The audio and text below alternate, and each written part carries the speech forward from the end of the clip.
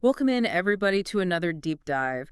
Today, we're tackling something that's pretty crucial for anyone who lives in the digital world, which is all of us these days: cybersecurity posture metrics. Hmm. Yeah, it's all those numbers and figures that tell us just how safe our data and our systems really are. And for this deep dive, we're going to be looking at a guide from Bulbix, a cybersecurity company, and it's specifically aimed at CISOs. Right. The folks in the Yeah, trenches. exactly. The ones who are responsible for keeping companies safe from, all those cyber threats out there. Yeah, it's interesting because this guide really tries to bridge that gap between, all the technical jargon and something that everyone can understand. You mean like translating it into something that, I don't know, makes sense to the people who control the budget? Exactly. The language of dollars and cents. Now you're talking. Because Right. let's face it, cybersecurity is a major concern for everyone these days. CEOs, Yeah. boards, you name it. Absolutely. Yeah. And if we can understand our cyber risk in a way that makes sense to those folks, well, Then we can actually start making some real progress. exactly. It's about moving beyond just checking boxes and compliance checklists. And actually understanding how cybersecurity impacts the bottom line. Right. It's not just about how many vulnerabilities you have, but what those vulnerabilities could potentially cost you. Okay, I am definitely on board with this approach. So, where do we even start with measuring something as complex as cybersecurity risk? Well, it all begins with something called cybersecurity posture management. Posture management. Okay, I'm intrigued. Tell me more. You can think of it as a continuous process of assessing and improving an organization's defenses against cyber attacks. So, it's not a one time thing, it's an ongoing effort. Exactly. And there are three core practices that make up this cybersecurity posture management: asset inventory, vulnerability management, and cyber risk quantification. Okay, I'm starting to see the big picture here, but let's break it down. Starting with asset inventory. What exactly does that entail? At its simplest, asset inventory is knowing what you have. And I mean everything. Every device, every piece of software, every cloud instance, basically anything that connects to your network. So, no more mysterious devices lurking in the shadows of our network. Ideally, no. Yeah. And that's where our first metric comes into play: asset inventory coverage. Okay, tell me about asset inventory coverage. Well, it tells us what percentage of our assets we actually have accurate and up-to-date information on. The higher the percentage, the better our visibility and the better our understanding of what we need to protect. That makes sense. But does it actually, I don't know, translate into real world savings? Like, does good asset inventory actually save money? It absolutely can. If you don't even know what assets you have, you could be wasting money on things like software licenses for devices that no longer exist. Or you could be maintaining hardware that's no longer in use. It's about eliminating waste and reducing risk. Okay, I'm starting to see the value here. So it's not just about security, it's about efficiency too. Precisely. And a strong asset inventory is really the foundation for the other two practices: vulnerability management and cyber risk quantification. So we can't build a secure house without a solid foundation. Exactly. And speaking of building upon that foundation, our next metric is software inventory coverage. All right, so we've identified all our assets. Now what? Now we need to understand what software is running on those assets. That's what software inventory coverage is all about. It tells us what percentage of our assets have a detailed software inventory, including specific versions of that software. So it's not enough to just know that we have a server. We need to know what operating system it's running, what applications are installed, and what versions of those applications are present. You got it. Think of it like knowing if your appliances are up to date and safe to use. You wouldn't want to be using a toaster from the 1950s, would you? Yeah, probably not the best idea. Exactly.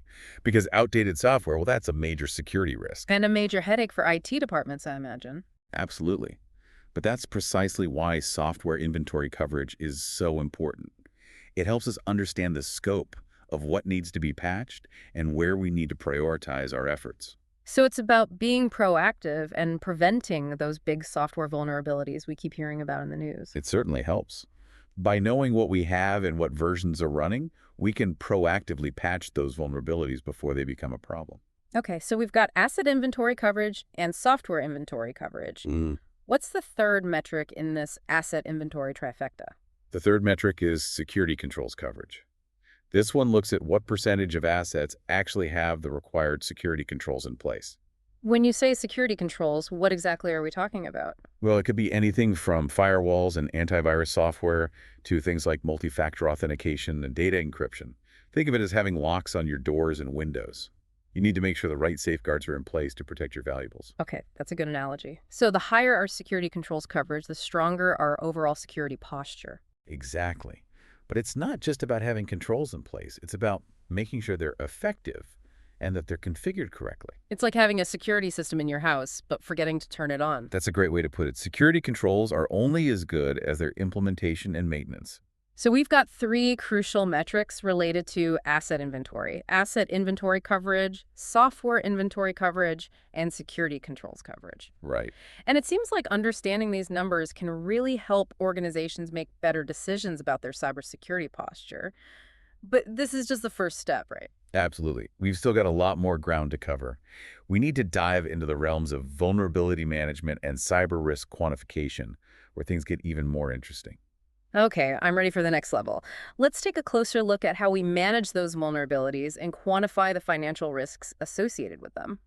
Okay, so we've laid that groundwork with asset inventory. Let's talk about vulnerability management. Now it feels like every day there's a new headline about some major software vulnerability.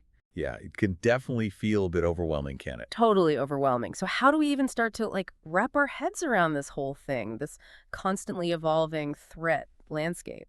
Well, vulnerability management is really about having that, systematic approach to finding and fixing those weaknesses before they can be exploited. So we're not just reacting to the latest headline, the latest, big scary vulnerability that they see. Exactly. It's all about being proactive. And that starts with our next metric, vulnerability assessment coverage. Vulnerability assessment coverage. Okay. Yeah, this basically tells us what percentage of our assets are regularly scanned for vulnerabilities. Think of it kind of like a regular health checkup, right? You don't wait until you're feeling sick to go to the doctor. That's a great analogy. So we're actively looking for potential problems before they become big issues. But when we talk about vulnerabilities, are we just talking about those, big scary ones that make the news? Or are there other types of vulnerabilities we need to be aware of? Oh, there's a whole spectrum of vulnerabilities out there. Everything from, misconfigurations to weak passwords to actual coding errors and design flaws. Wow, okay. And they don't all get equal billing in the news, right? Some vulnerabilities might be really specific to a particular software version, while others might be much more systemic, affecting entire systems or even entire industries. So vulnerability assessment coverage helps us kind of get a handle on all those different types of vulnerabilities, not just the ones that are, making headlines. Exactly. The higher our coverage, the more likely we are to actually catch those vulnerabilities before they can be exploited by someone. Right. But even with comprehensive scanning, I imagine we're still going to find some vulnerabilities, right? Oh, absolutely. No system is perfect. And that's where our next metric comes in. Mean age of open vulnerabilities. Okay, mean age. Tell me more about that one. This is basically the average amount of time that vulnerabilities are just sitting there, unpatched in our systems. Yeah. Imagine a house with a leaky roof, right? The longer you leave it unfixed, the more damage it's going to cause. So a high mean age of open vulnerabilities suggests we're not patching quickly enough or efficiently enough. Precisely. It could be a sign of inefficient processes, a lack of resources, or maybe even just a culture of complacency. Whatever the reason, it's definitely a red flag that needs to be addressed. So how do we actually measure this mean age? Is it just a matter of counting the days? Well, it's a bit more nuanced than that. We have to consider the severity of the vulnerability, what systems they affect, the potential impact of exploitation. Some vulnerabilities might need immediate attention, while others might be a lower priority. So it's not just about fixing everything ASAP, it's about prioritizing based on risk. Exactly. And that brings us to our next metric, mean time to patch, or MTTP, for those critical vulnerabilities. Okay, now we're talking about speed. This is all about how quickly we can patch those really high priority vulnerabilities. We got it. We're talking about the vulnerabilities that could cause, significant damage. Things like ransomware attacks, data breaches, system outages. In these cases, every minute counts. Absolutely. Yeah. So a slow MTTP could be a real problem, especially in today's world, right? Where everything is moving so quickly. Yeah, for sure. But, there's no magic number for what a good MTTP is. It really depends on the industry, the size of the organization, the complexity of their IT systems. Of course. But generally speaking, the faster, the better. Some organizations might aim for an MTTP of, say, under 24 hours for critical vulnerabilities, while others might strive for even faster remediation times. So it's about finding that balance between speed and thoroughness. Exactly. We can't just rush into patching without testing and verification because that could actually create new problems. Right. You don't want to break something else while you're fixing something. Exactly. But we also can't afford to be slow and reactive because then we're just leaving ourselves vulnerable. Makes sense. Okay, so we've covered MTTP, which is how quickly we're patching those really critical vulnerabilities. What about all the other vulnerabilities that we've identified? How do we track our progress with those? That's where our next metric comes in. Mean time to remediate, or MTTR. This one looks at the average time it takes to address any vulnerability, regardless of its severity. So MTTR is more about overall efficiency.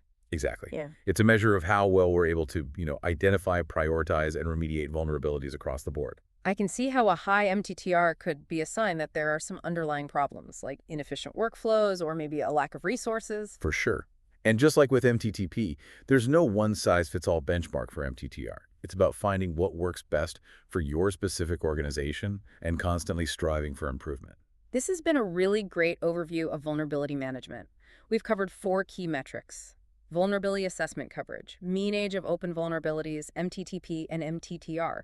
And it's clear that this whole process of managing vulnerabilities is an ongoing thing. It requires, a proactive approach. It definitely does. Yeah. And while we've been focusing on the kind of technical aspects of vulnerability management, it's important to remember that this is all ultimately about protecting the business, right? Yeah, that's a great point. So how do we actually connect these technical metrics to the business impact of cybersecurity? How do we make it real for the folks who are making those big decisions? Well, that's where cyber risk quantification comes in. It's about taking all the data we've gathered and translating it into something everyone understands, dollars and cents. Okay, now I'm really interested. We're going to put a price tag on cyber risk. We are. And that's what we'll explore in the final part of our deep dive. Okay, so we're finally here. The big finale, cyber risk quantification. I have to admit, the idea of putting a dollar amount on something as complex as cyber risk, it's a bit mind-boggling, isn't it? It can definitely seem that way at first. Yeah. But what's so fascinating about cyber risk quantification is that it takes all these technical details we've been talking about and translates them into something that everyone in the business understands. You mean like the language of money? Exactly. Dollars and cents. Yeah. We're basically converting from this, foreign currency of vulnerabilities and patches into something that everyone can grasp. Okay, no, that makes sense. So instead of talking about, MTTP and all these other acronyms, we're talking about potential financial losses and the impact on the bottom line. Exactly. And that's what makes this so powerful. Because when we can communicate cyber risk in terms of dollars and cents, we can start having much more meaningful conversations with the people who actually hold the purse strings, the CEOs, the boards, all those key decision makers. Yeah, that makes a lot of sense. So where do we even begin with this whole quantification process? What's the first metric we need to understand? It all starts with something called breach likelihood. Breach likelihood, okay. This metric basically tells us the probability of our organization actually experiencing a cyber attack within a given time frame. Like, let's say the next year. So we're not just saying like, oh, a breach is possible. We're actually putting a percentage on it, like saying there's a, 10% chance or a 50% chance of a breach. Exactly. We're using data and analytics to actually calculate the likelihood of a breach, taking into account things like, how many vulnerabilities do we have, how effective are our security controls, and what's the overall threat environment out there. So it's not just a gut feeling, it's an actual data-driven approach. Precisely. Now, how we actually calculate that breach likelihood, that can get a little bit complex. Yeah. There are a lot of different models and methodologies out there, Right. but generally it involves things like assessing what we call our attack surface, all the different ways that attackers could potentially get into our systems. Right. We also have to identify potential threat actors out there, like who might be targeting us and what are their motivations. And then we have to analyze historical data, looking at what's happened to other similar organizations in the past. So a lot of data crunching going on in the background. Oh, yeah, definitely. But the output of all that data crunching is a percentage that gives us a pretty good idea of our overall risk of experiencing a breach. Okay, so we've got this number that tells us how likely a breach is. But what about the impact of breach? Surely that's a crucial piece of the puzzle as well, right? Oh, absolutely. And that's where our next metric comes in. Breach impact. Breach impact. This one is all about quantifying the potential financial losses that we would suffer if a cyber attack were to actually succeed. So we're talking about actually putting a dollar amount on the fallout from a breach. You got it. Yeah. And this goes way beyond just, the immediate cost of incident response and data recovery. Okay. We have to think about things like lost revenue, if our systems are down and we can't operate. We also have to factor in potential regulatory fines, legal expenses, reputational damage, and even the impact on our stock price. Wow, that's a lot to consider. It's like a Oh, yeah. ripple effect that spreads throughout the entire organization. It is. And quantifying these impacts could definitely be challenging because it often involves, making assumptions and estimates about what might happen. But even a rough estimate can be incredibly valuable in helping us understand the magnitude of the risk we're facing. So we've got breach likelihood, which is the chance of it happening, and breach impact, which is how much it'll cost us if it does happen. Hmm. What's the final step in this cyber risk quantification journey? This is where it all comes together. We take those two metrics, breach likelihood and breach impact, and we combine them to calculate what's called breach risk. Breach risk, okay. This is really the holy grail of cyber risk quantification. It's a single dollar figure that represents the overall financial risk of a cyber attack to our organization. So we're basically putting a price tag on our cyber risk. Exactly. We Yeah. multiply the breach likelihood by the breach impact, and boom, we get this number that speaks volumes to anyone who understands the language of business. This is pretty amazing stuff. We've gone from these abstract concepts like vulnerabilities and security controls to a concrete financial figure that represents our overall cyber risk. It's like we've cracked the code. It is pretty amazing, isn't it? And that's why cyber risk quantification is so transformative. It allows us to make informed decisions about how we're spending our cybersecurity dollars. It helps us prioritize what risks we need to mitigate first. And it allows us to communicate much more effectively with all those stakeholders about the financial implications of these cyber threats. This has been an incredible deep dive. We've covered so much ground, from the fundamentals of cybersecurity posture management all the way to this really powerful concept of cyber risk quantification. It's been a great conversation. I hope our listeners are walking away with a much better understanding of how to measure and manage their own cyber risk. I think they definitely are. So if we could leave our listeners with one final thought, what would it be? I would just ask everyone listening to ask themselves this. If you could actually see your organization's cyber risk in dollars and cents, what actions would you prioritize? What investments would you make? How would you change your overall approach to cybersecurity? That's a fantastic question to ponder. Thanks for joining us on this deep dive into the fascinating world of cybersecurity posture metrics. We hope you found it insightful, and we'll see you next time.